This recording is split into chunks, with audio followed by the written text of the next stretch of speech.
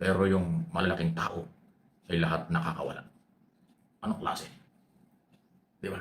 So, sayang yung combination ng mga Remulla kung hindi may papakita sa accomplishment.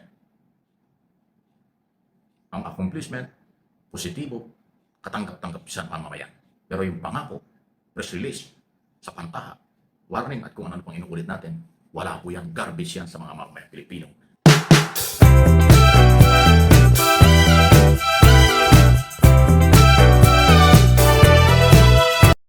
Ano kaya ang problema ng ating mga otoridad, especially ang PNP at Department of Interior and Local Government? Baka nahahaluan na rin ng pamumulitika. Alam niyo kung bakit? Abay, wala na tayong balita doon sa may mga warrant to arrest eh. Katakot-takot na yung mga reward, 20 million reward kay Charlie Atong, hanggang ngayon walang nangyayari. Yung tungkol doon kay Saldico, na alam nila kung nasa saang bansa sa Europe, wala pa rin nangyayari. Kay Harry Roque, na sobra ang paninirang ginagawa sa gobyerno ito. Pero nagtatago rin sa Europe. Hindi naman nagtatago, pakalat-kalat doon sa Europe. Wala pa rin nangyayari. Ano ba, Secretary Remulla? Ano bang plano mo sa buhay?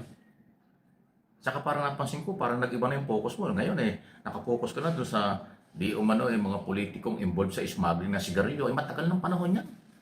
Pasintabi na po, trabaho nyo okay lang. Kaya lang, nalilihis eh. Yung paghahanap ng katarungan ng taong bayan sa korupsyon, bilyong pera ang nawala sa kanila. At maraming identified na politiko, kinasuhan na nga at may warrant of arrest at iba pang kaso. Anong nangyari? Yung pamilyang biktima ng nawawalan sa bungero, nakasuhan na yung mga tao. Wala pa rin, no? Marami na kulong, pero yung sinasabing malaking kinalaman, nakakawala pa rin. Yung sinasabing marami rin kinalaman sa iso ng scam, sa flood control, Saldico, wala pa rin. Ano ba talaga? Hindi ba nyo kaya ang trabaho nyo? O ano? Sabi, pasintabi na, Secretary Remulla ng Department of Interior and Local Government. Alam mo, napakaganda sana ng combination ninyong magkapatid. Isang ombudsman na nagpapay ng kaso sa mga corrupt government official. Nag-iimbestiga, powerful na posisyon. Tapos DILG Secretary. Ang tindi ng combination yan eh. Ako tingin ko kaya nga kinuha kayo ni Pangulong Marcos eh. Malaki ang tiwala sa inyo. Pero sa ngayon, pasintabi na sa aking personal na opinion, mukhang kulang na kulang ang inyong performance sa pagpapatupad ng batas. Mahilig kayo sa interview, press conference, pero pag sinundan na namin ang inyong mga ginagawa, puro warning, puro sa pantaha. Lagi yung sinasabi, alam na ninyo kung nasan si Bantag, alam nyo kung nasan si Atong Ang, alam nyo kung nasan si Roque, alam nyo kung nasan si Saldico. Pero hindi niya nahuhuli. Pero may mga warrant pa rin siya. Di kaya mas magandang hulihin na ninyo, tapos sa kanyo iharap sa media. Hindi yung lahat na lang oras, lahat na lang interview sa inyo, alam na ninyo parang redanda na inaamin nyo yung ganito, ganon. Wala namang nangyayari. Dahil hindi naman nyo nahahawakan pa until now. So, issue lang, walang personalan. Bakit po ganon? Ngayon pa naman, Secretary, pasintabi na. Sabi mo kung ikaw ipipiliin ni Pangulong Marcos, gusto mo rin tumakbong Pangulo ng bansa. Di ba sabi mo? Kung pagkakalooban ka, tatanggapin mo. O di ibig sabihin, meron ka rin interest na mas malawak na posisyon, mas malawak na responsibilidad. Ay palagay ko ngayon, panahon na, timing, napapanahon.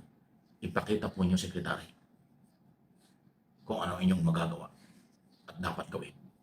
Kung mahuhuli mo yung mga personality itong nabanggit na ito, at kung magkakaroon ng kaso at maisyuhan ng warrant of arrest sa mga senador, at magagawa mong hulihin yan, baka may pag-asang suportahan ka ng tao.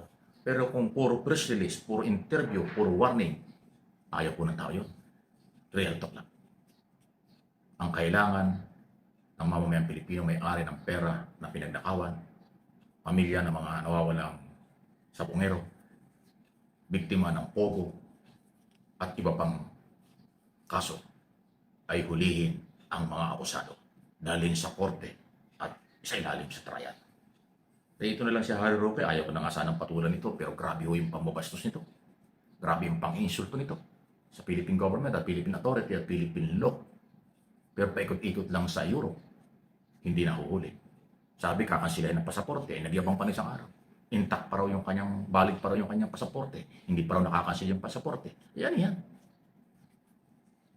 Yung resources, manpower ng gobyerno, katakot-takot ang perang ginagastos yan.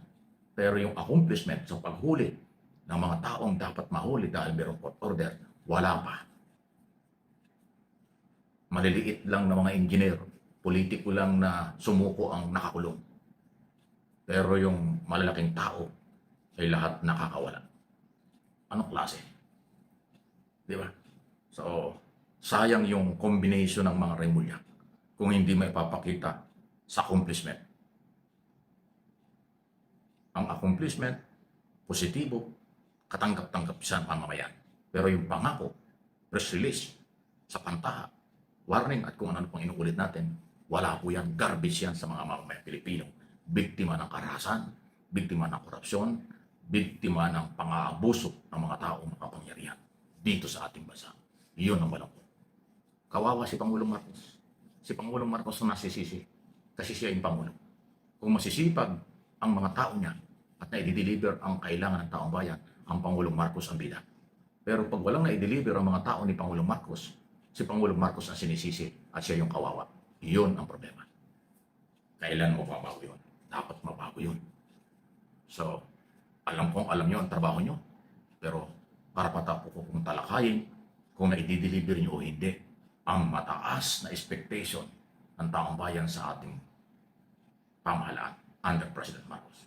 Si Pangulong Marcos nakakasakit na nga halos sa pagtatrabaho dahil gusto niyang mailapit, maiparating, maipakita, maiparamdam sa mga Pilipino ang gusto niya mangyari.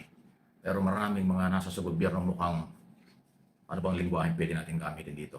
Natutulog sa pansitan, pakaang-kaang lang, pasipol-sipol lang, palamig-lamig lang sa opisina, habang tumatanggap ng malaking volume ng pera, sweldo, allowance, intelligence fund, kompleto ng mga sasakyan, bodyguard, libre lahat. Pero wala namang accomplishment na ikatutuwa ng Pangulo at ng mga Pilipino. Huwag niyong kalimutan, hindi lang si Pangulong Marcos ang boss nyo, kayong nasa gobyerno, ang mamamayang Pilipino ang boss ninyo. Dahil ang mamamayang Pilipino ang nagpapasweldo. Paalala lang po, baka nakakalimutan. Yan ang totoo. Yan ha. Isa lang po, walang personalan. Huwag kayong magagalit. Yung mga kamag-anak kapartito ng mga nabanggit natin personalidad. Pero wala tayong magagawa. Kayo po ay lingkod bayan. Kayo ay public servant. Accomplishment po ang kailangan namin. Hindi pangako at kung ano-ano lang.